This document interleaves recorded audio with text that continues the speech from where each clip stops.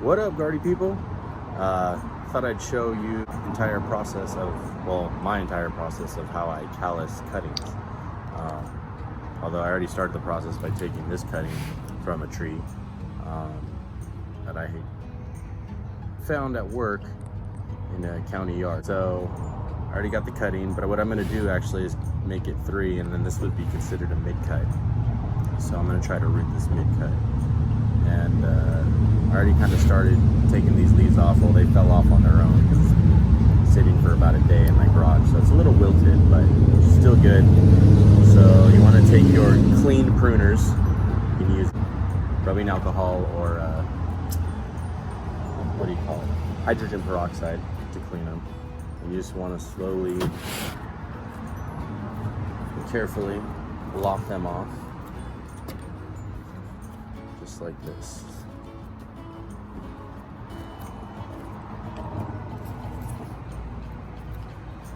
Alright, you get the point. So I'm going to go ahead and finish the rest of these 2, and then when I'm ready to cut these, I'll get back to it. Alright, let's get to work.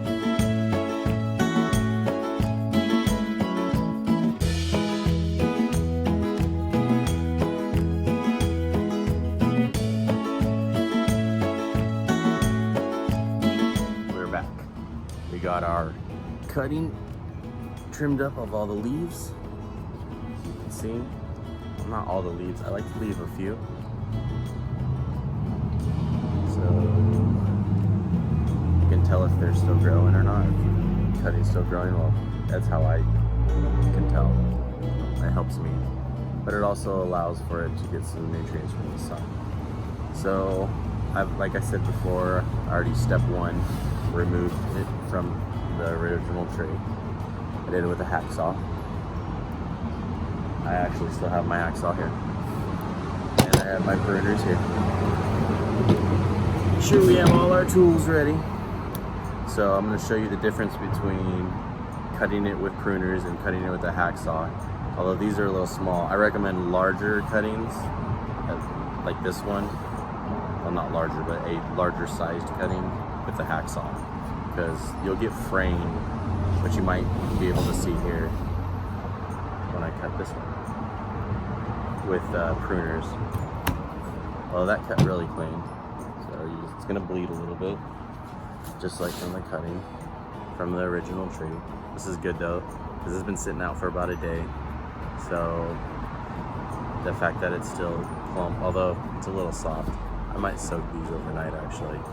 This video might take a little more than a couple hours to make. So this is still bleeding right here. You want to clean it up. After you're done cleaning it up, letting it soften up the latex, I like to take rubbing alcohol again and dab it on there, either with paper towel or with a Q-tip. So there's cutting done. Now we'll go ahead and cut it with the hacksaw. This is going to be a little difficult though, I think. I don't have anything gripping it.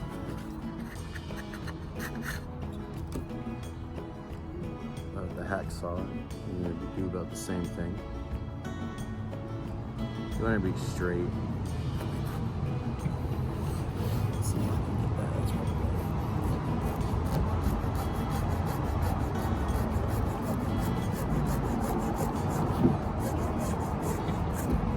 Nice clean cut. And the trick with the hacksaw, which I just learned the other day, is you cut on the forward and draw back on the, you put pressure down on the forward cut and not so much on the back cut. So it's cutting number 2. And this other branch here is pretty thick, so I'm gonna go ahead and cut it with the hacksaw too.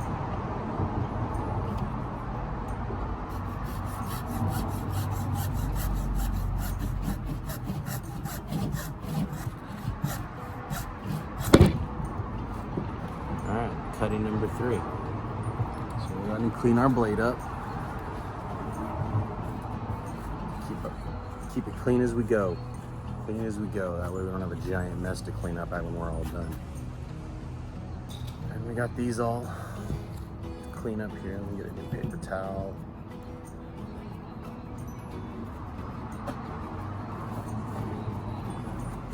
This one's red. This is nice.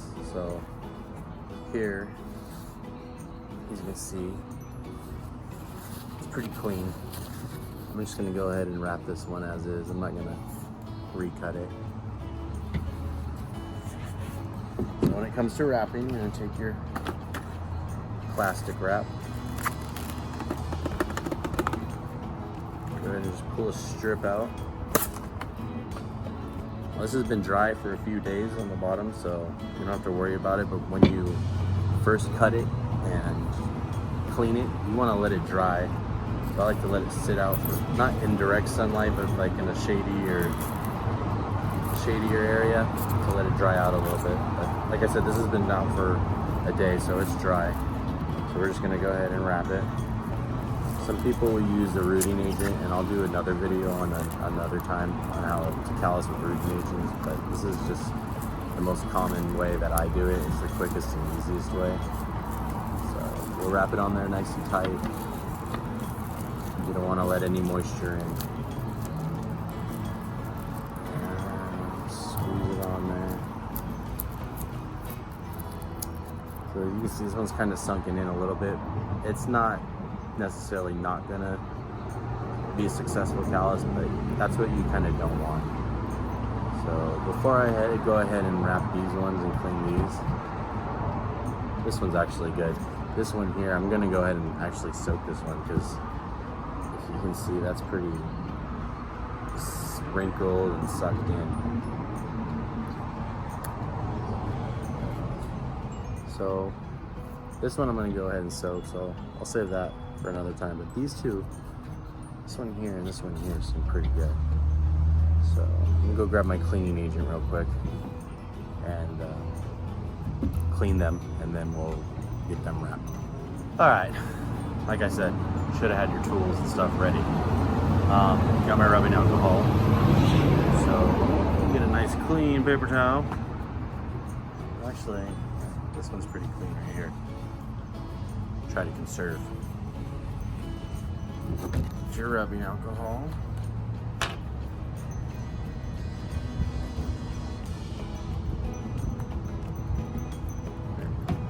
That'll be good. And we'll go ahead and let them bleed now. Yeah. I think you guys can see that. Just give it a. I don't really like to wipe it too much, but more of a dab on. That's all I really do. You can clean much more than that. Go ahead and clean the top of this mid cut here too. While we got it.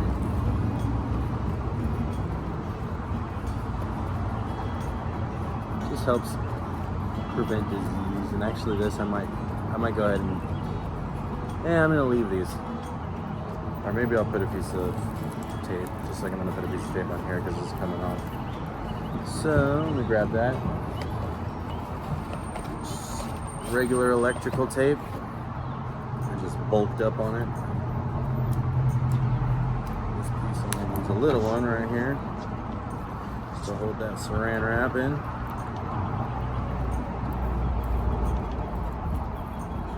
And then, I don't have my Sharpie, but I'll go ahead and label this with today's date and the color. Since we know the color, I'm just gonna put pink noid. And that's that for this callus. I'll keep you posted in a couple days to show you the progress. And then, same with this one. I'm gonna soak it overnight. And, well, let's see, not overnight, 24 hours, so. After about 24 hours, this should plump right back up, and then I'm gonna go ahead and clean and wrap it. We got these other two here to go, so let's finish up with that. Again, some people like to use a rooting agent, and you can. Thanks. My sweet little assistant went and got me a Sharpie.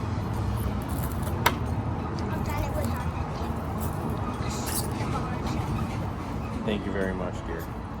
You are wonderful. So sometimes these can be a little difficult, but I like a nice even cut. I used to cut it at a 90. That's the way I was taught. This way is much better for wrapping and callusing with saran wrap, and using a rooting agent if you just want to do that too. Put that on there, and if you do it right, you don't need to use tape because saran wrap sticks to each other. So that was a good one. Put you over here, and the last one. So a little bit of history, fill the space, the airspace. I've been into Plumerias now for about 6 or 7 years. They've been a part of my life since I was a little kid. My grandpa has always had one. He brought his original celadine cutting back from Maui years ago, back in the 80s. And it was moved a few times to my parents' house. Well, it was moved once, but in their backyard it was relocated twice. So it was moved a few times, but it is now just a stump. Hopefully it will come back. But my grandpa's love of Plumeria still lives on through me, and will always live on through me. There we go. We have our cuttings wrapped and ready for callusing. So we'll be back with another video later on how I go about, look at this, is still dripping some latex. How I go about soaking, and then I'll wrap this one. But that'll be a completely different video. I hope you guys enjoyed. I hope you learned something from it. Again, I'm just a beginner, but Plumerias are awesome. Anybody can do it. So, mahalo.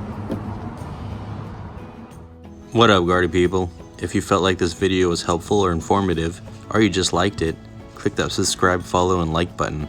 I'll be posting more videos similar to this soon. Thanks again. Peace.